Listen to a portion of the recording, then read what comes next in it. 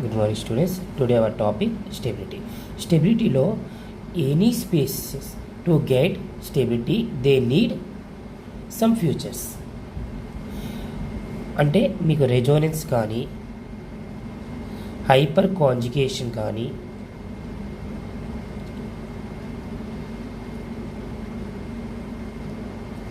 Resonance అంటే మీకు చూడండి ఒకే స్పీసీస్లో 2-3 స్ట్రక్చర్స్ ఉంటాయి.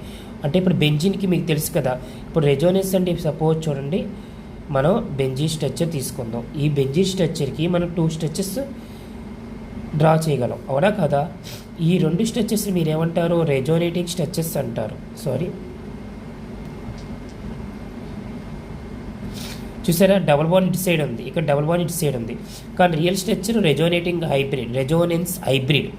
ఈ రెండింటిని మీరు రెజోనేటింగ్ స్ట్రక్చర్స్ అంటారు, లేదా కెనోనికల్ స్ట్రక్చర్స్ అంటారు. రియల్ స్ట్రక్చర్ని మీరు ఏమంటారు? రెజోనెన్స్ హైబ్రిడ్ అంటారు. ఓకేనా? ఈ 2 రెజోనేటింగ్ స్ట్రక్చర్స్. ఎన్ని ఎక్కువ అలాంటి స్ట్రక్చర్స్ డ్రా చేస్తే అంత ఎక్కువ స్టేబుల్. రెండో పాయింట్ ఏంటంటే హైపర్ కాంజుగేషన్.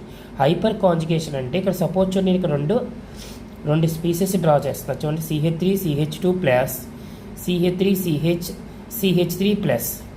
ఇక్కడ చూసారా, ఇదిగోండి, ఇది కార్బోకేటయాన్. కార్బోకేటయాన్కి అడ్జసెంట్ పొజిషన్ని ఆల్ఫా పొజిషన్లో అంటారు. ఆల్ఫా పొజిషన్ ఇక్కడ ఎన్ని హైడ్రోజన్స్ ఉన్నాయి? 3 ఉన్నాయి.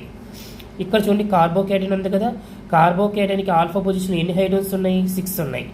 సో 6 ఉన్న స్ట్రక్చర్ అనేది మోర్ స్టేబుల్. దేంతో పోలిస్తే 3 ఉన్న ఆల్ఫా హైడ్రోజన్స్ ఉన్న దాంతో. ఇలా మీరు స్టెబిలిటీ అడిగినప్పుడు మీరు ఇలా చెప్పచ్చు. ఓకేనా? అంతేకాకుండా నేను ఇంకో స్ట్రక్చర్ డ్రా చేస్తాను. చూడండి ఒకసారి.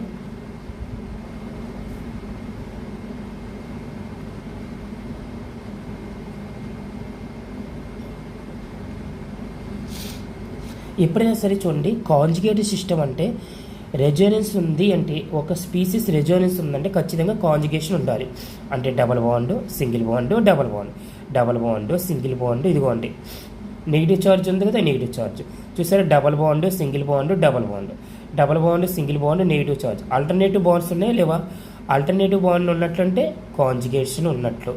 కాంజుగేషన్ ఉన్న మాలిక్యులే కాంజుగేటెడ్ సిస్టమ్. ఓకేనా? ఇలా ఆల్టర్నేటివ్ బాండ్స్ ఉంటే ఏమున్నట్లు?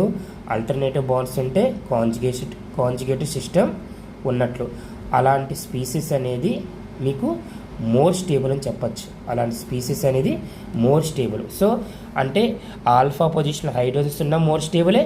అలాగే రెజోనెన్స్ స్ట్రక్చర్స్ అంటే మీకు రెజోనెన్స్ ఉండాలంటే ఖచ్చితంగా ఉండాలి కాంజుగేషన్. ఓకేనా? Thank you.